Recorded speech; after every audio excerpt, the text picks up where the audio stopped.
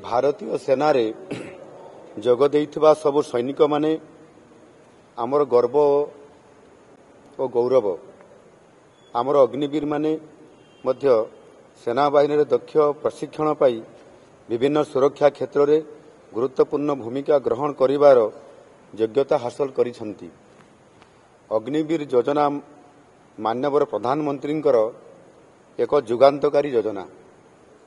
एही योजना देशर युव समाज को दक्ष साहसी और योग्य करिवारे सहायक होइछि। जीवनर सबु क्षेत्र में आह्वान को ग्रहण करि पारुथबा युव समाज गठन रे एही योजनार एक गुरुत्वपूर्ण भूमिका रहिछि। सेथिपाई राज्य सरकार ओडिशार यूनिफॉर्म सेवारे समान को ग्रहण करिवा पाई निष्पत्ति नैछंती।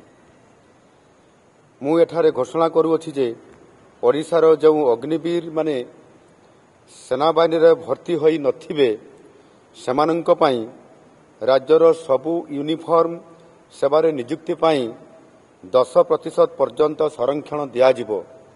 सेमानंक पाई बयस सीमा मध्य 5 वर्ष कोहल कराजिबो। परंतु ये प्रति वर्ष नीति आयोग सबु राज्यर मुख्यमंत्री एवं उपमुख्यमंत्री मानकु डाकी थांती एवं सेथिपाई राज्यर किभଳି भावरे